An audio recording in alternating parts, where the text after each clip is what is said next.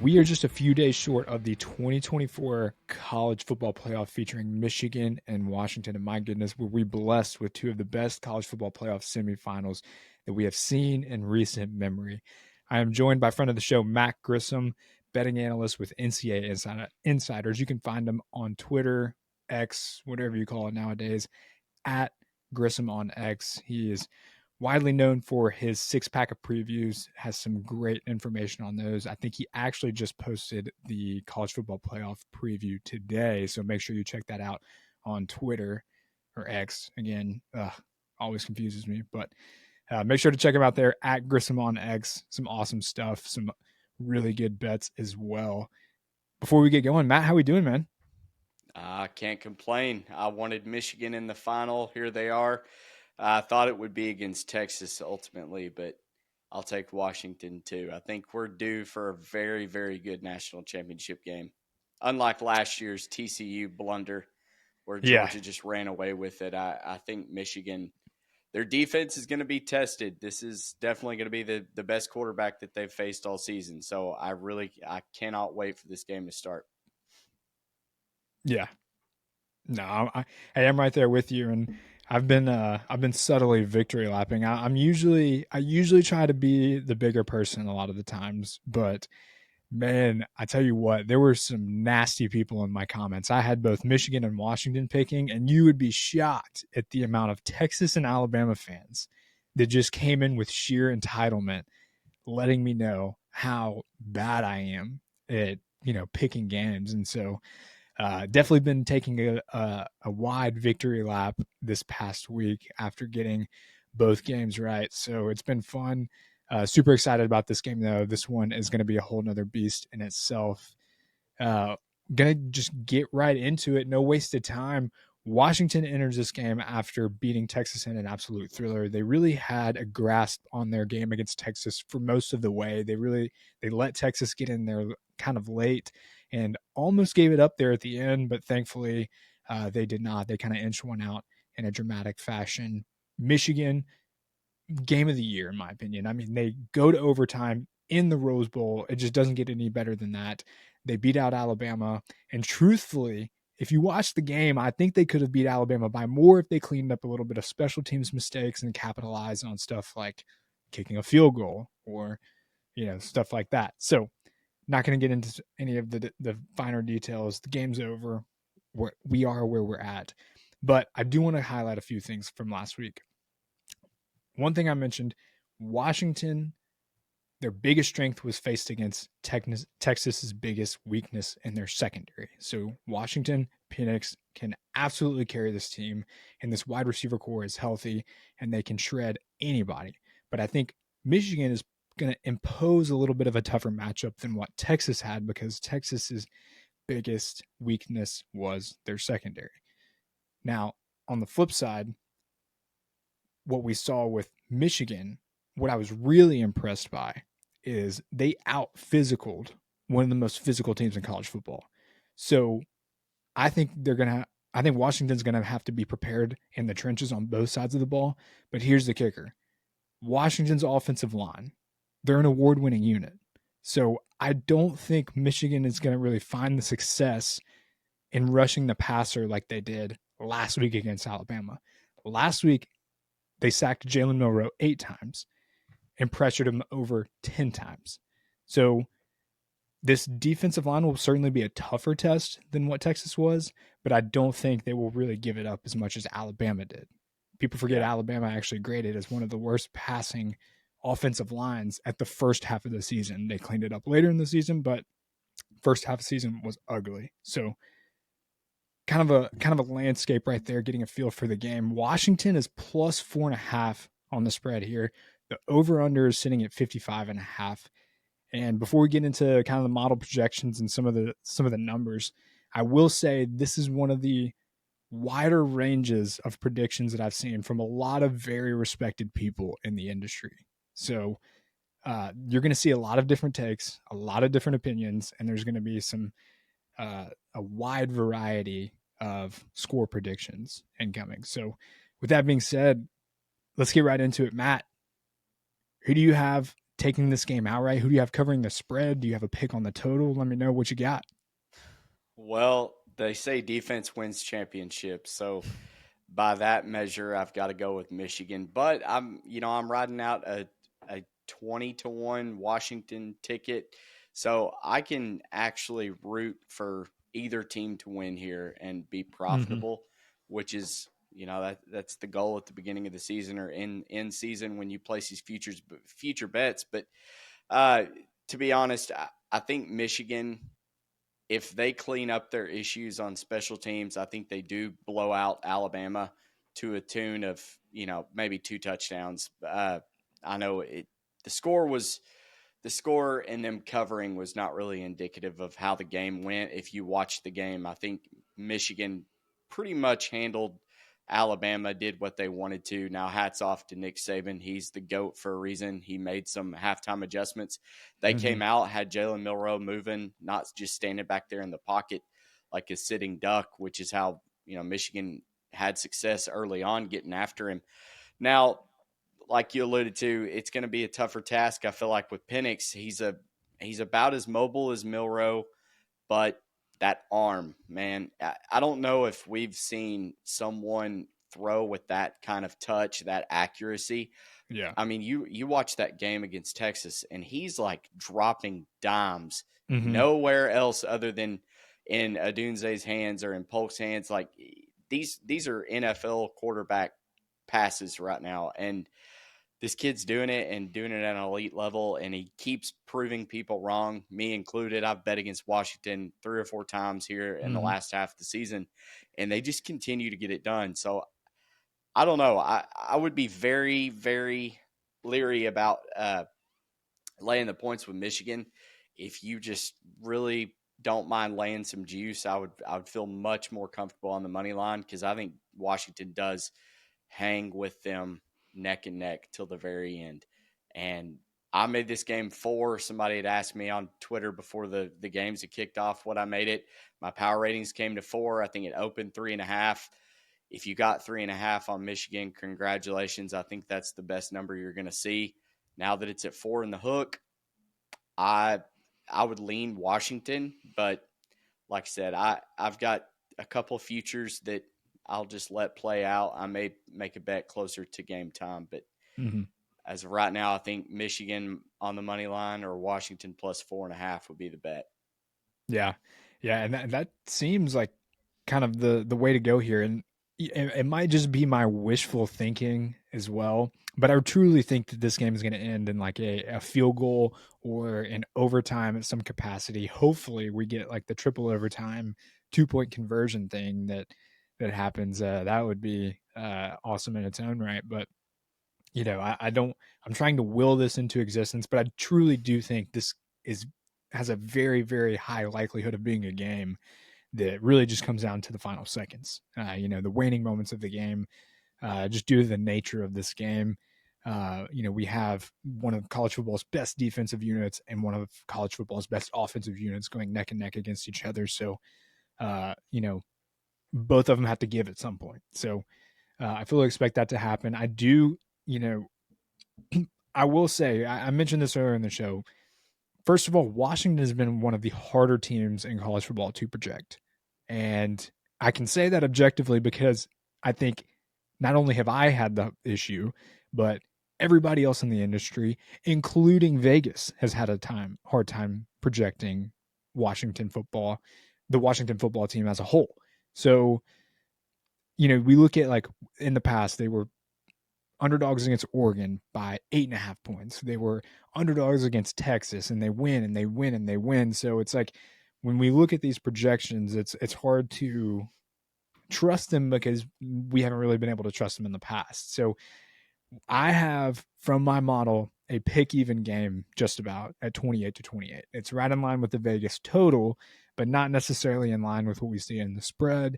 And it's certainly not in line with what I've seen with others who do a bunch of modeling and projections in the industry as well.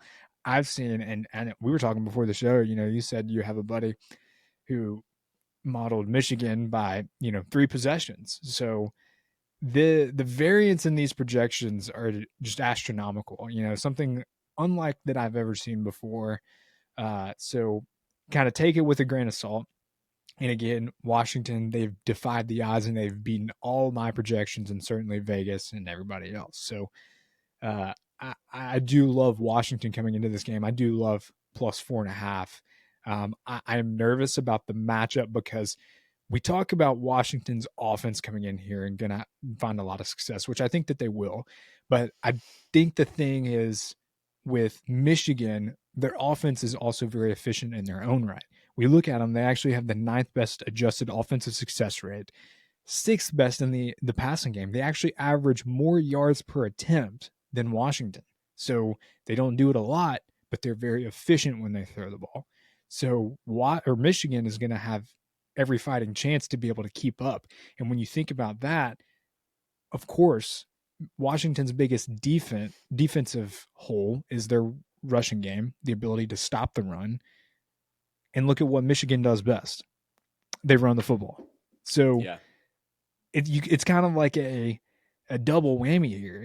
If Michigan doesn't find success in the running game, which I don't think that'll happen, I think they will. They can also pass the ball with extreme effectiveness. So that's where you're kind of looking down the barrel if you're a Washington fan, if you're siding with Washington. Of course, I'm siding with Washington. I'm taking them. They're a team of destiny.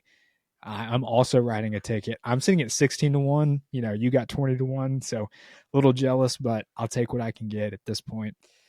So Well, I, and I I think like the too, points, but you've got to ask yourself which there's a reason why, right at the end of it, the analytics typically do better than us just looking at one game at a time. But mm-hmm, which Washington team shows up?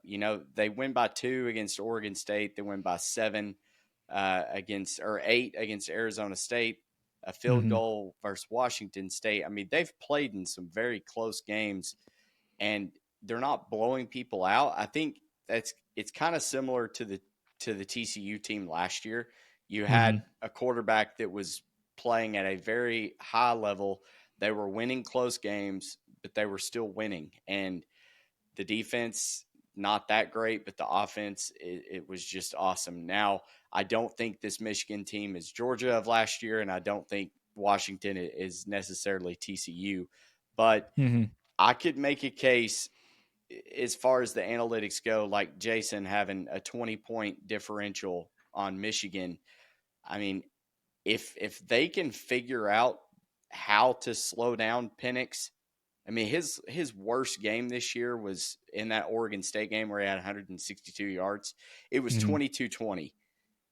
I would say Michigan could find a way to win by 2 or 3 touchdowns in that case, but man, I feel like when the game is tight and it's a big game, that's when he is a big time player. And hats off to mm-hmm. him. I mean, his draft stock has just done nothing but go up here over the last few weeks with his play. I mean, we were having the debate earlier in a group chat. If you're an NFL GM right now, it's Caleb Williams, Jaden Daniels, Michael Penix. He's a top 3 quarterback in my opinion if you're drafting one of these guys. So hats off to him. He's had a hell of a season, regardless what happens in this game. Um, but I don't know. Michigan's defense, I feel like will have an answer. One Mm-hmm. note I did have though, like this is definitely going to be the best quarterback that Michigan has faced all season long. Mm-hmm. Talia Tagovailoa, he went 21 of 31 for 247, 0 touchdowns but 2 interceptions. 11.8 yards per completion. Kyle McCord, 18 of 30, 271, 2 touchdowns, 2 interceptions, 15.1 yards per completion. Penix is averaging 13.8. Michigan's going to give up the big pass play. And it's just going to be a question of how many times. Are they going to stop it more often than not? Because I think that's going to be the true test to whether or not Michigan can hang on and win this game.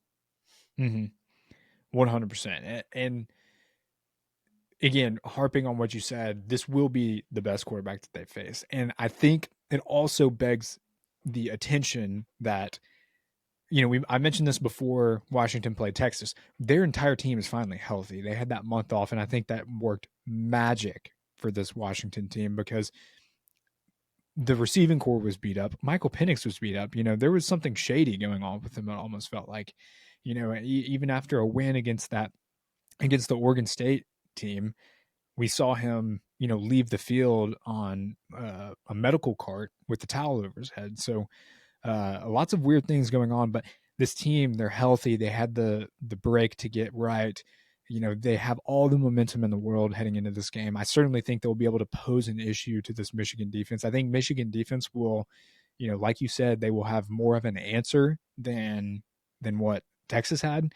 Um, but even to say against Texas, it felt like Washington could have put up more. They had if they don't muff a punt here and they don't fumble there, like it felt like they could have hung 40 at some point. And so I'm kind of flirting with disaster here. I think that Washington will be able to handle Michigan's defense at some capacity. Now, will Michigan's offense respond? Certainly. I think they'll be able to keep up. So that's why I'm kind of leaning towards this over 55 and a half points. I think even though it's going to feature one of the best defenses in college football, I think that's not going to matter as Michael Penix will certainly be able to score.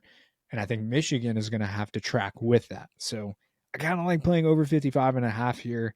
And I also was able to get Michael Penix over 1.5 passing touchdowns, juiced down to 150 on FanDuel. You can find it at like 195 on DraftKings.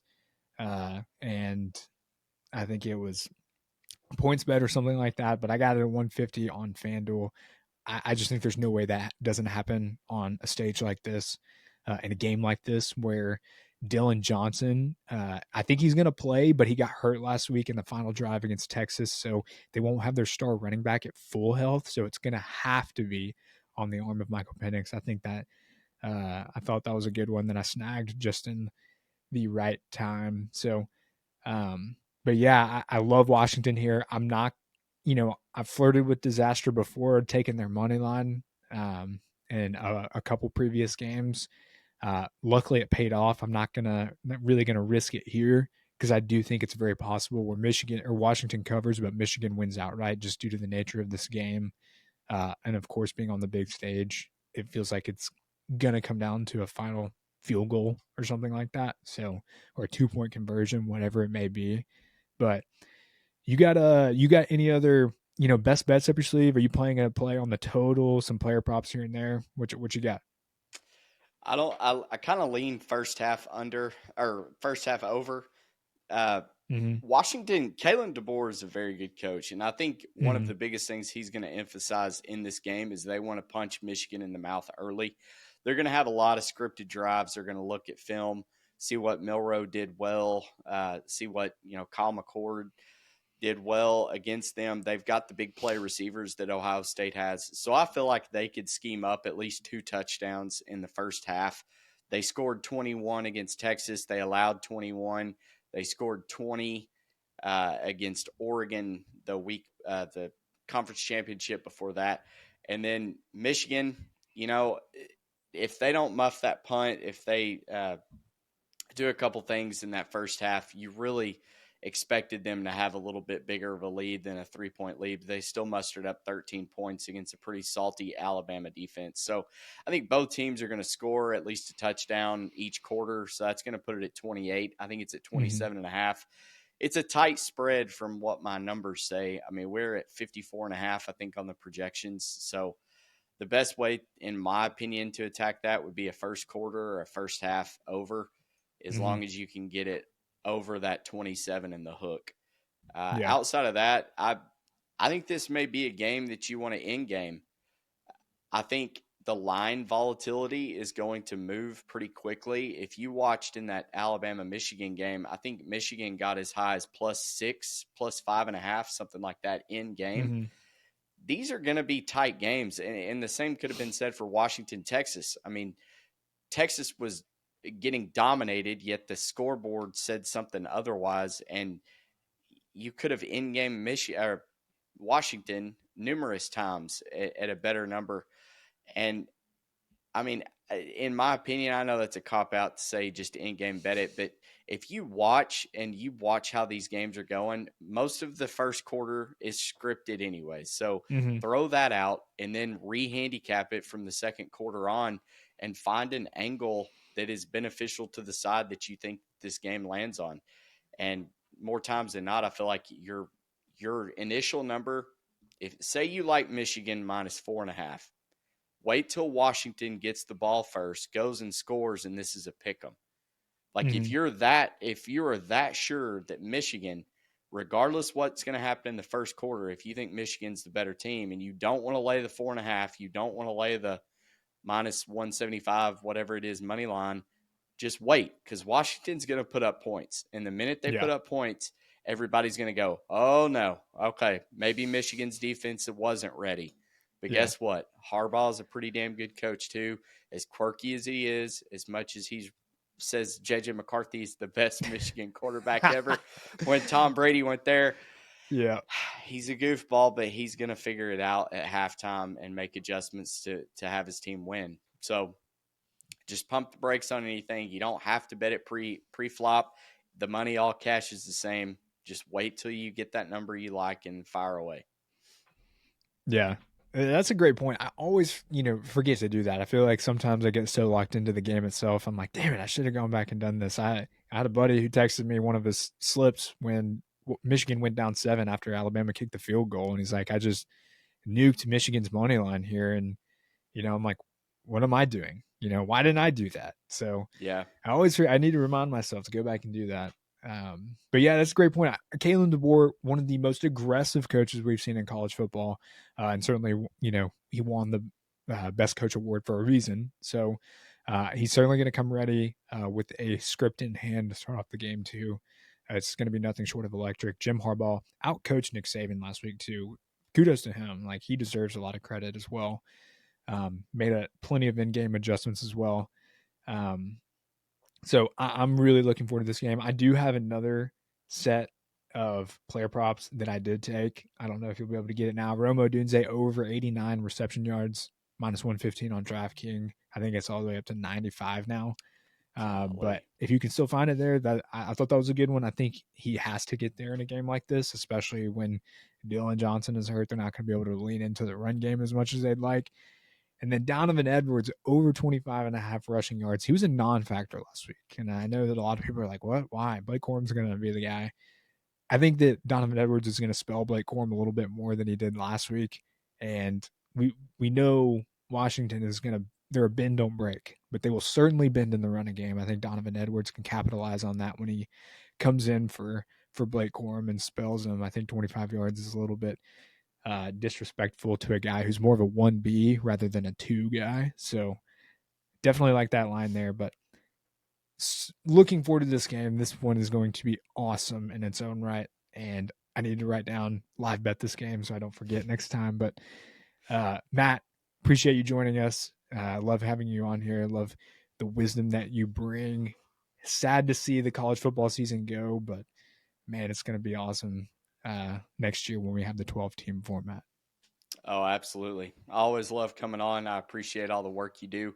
I use it every single weekend in our betting previews. But hey, the season may be ending, but college baseball is less than a month away now once the national True. championship kicks off. So that's my forte. I can't wait. We're going to try to kill it again this season. Silver lining. Well, we appreciate you guys. We will be back here soon, hopefully with college baseball, college basketball. We'll talk to you guys later.